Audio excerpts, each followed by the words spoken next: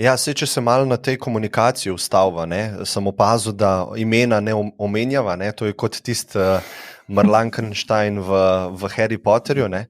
Ampak res me zanima, tako kot si ti rekel, bolje moramo komunicirati, moramo se učiti od njih, a ne?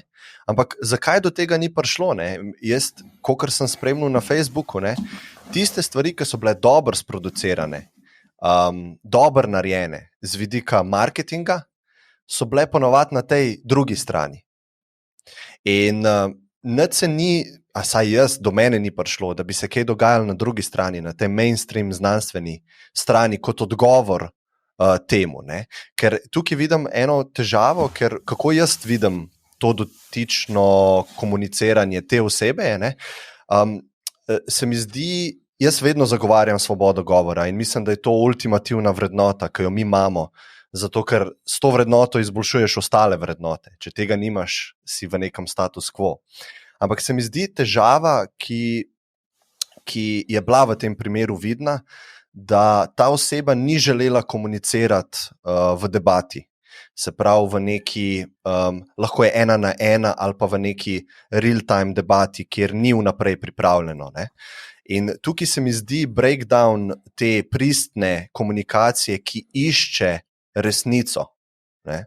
Saj to iz mojega vidika, jaz vidim, tukaj ne vidim, da bi bila neko iskanje resnice. Ne? Potem pa še drugi problem, v nekem tem videu je bilo omenjeno, da drugega vala ne bo. Ne? To je bilo takrat zelo poudarjeno in tega videa več ni na njegovem kanalu. Ne? In vsi te znaki meni kažejo glih to, kar sem prej omenil, da ni tukaj važna resnica, toliko zlo. Pa ne gre toliko za otroke, kot je to poudarjen. In jaz tukaj ne vidim rešitev v tem, da se more znanost samo malo prilagoditi in komunikacijsko izpopolniti. Jaz mislim, da gremo v dobo na družbenih omrežjih, ker, kakor sem prej omenil, bojo kontroverzne stvari bolj vabljive in tako jih bo algoritem zagrabil. In tisti prvi video je videl 1 milijon Slovencev. Tako da to je iz mojega vidika, če malo stresam svojo zaskrbljenost nate.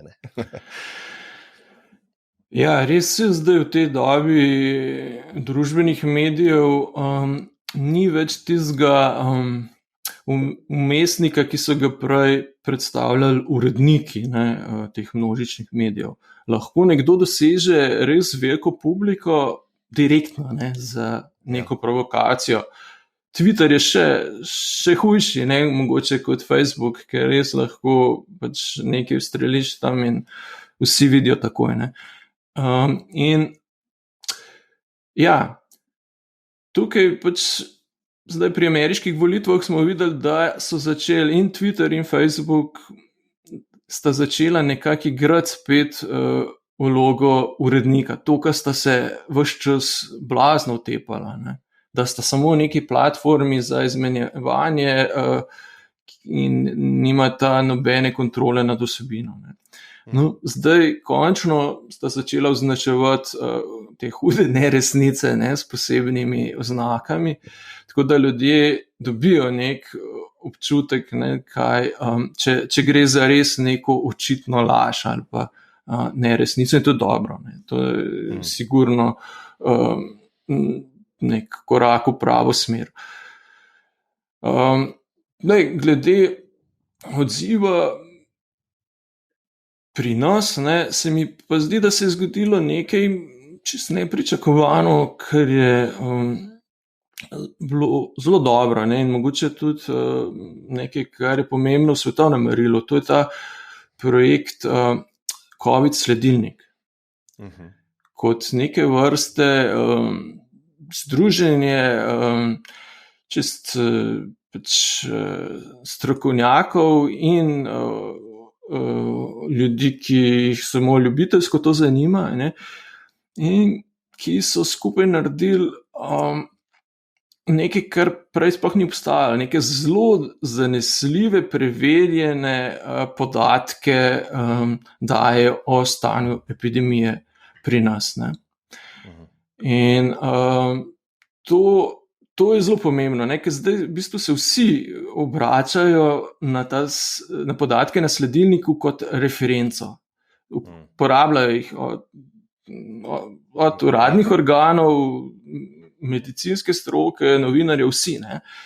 In to je zares delo zanesenjakov. Ne? Mislim, pač nekateri so sicer v del pač inštitutov, ki so pač tudi plačani za to, ne, da take stvari delajo, ampak bistvo je ravno v teh ljudeh, ki so želeli pri sebi nekaj razčistiti in so potem se lahko zorganizirali tudi s pomočjo teh novih medijev, ne, tudi, na način, da res nekaj dobrega delajo. Tako da moja poanta je, da te nove tehnologije omogočajo širjenje slabih idej, ne, v bistvu neresnic, pa tudi organizacijo zelo koristnih nekih pobud, ne, tako kot je recimo v globalnem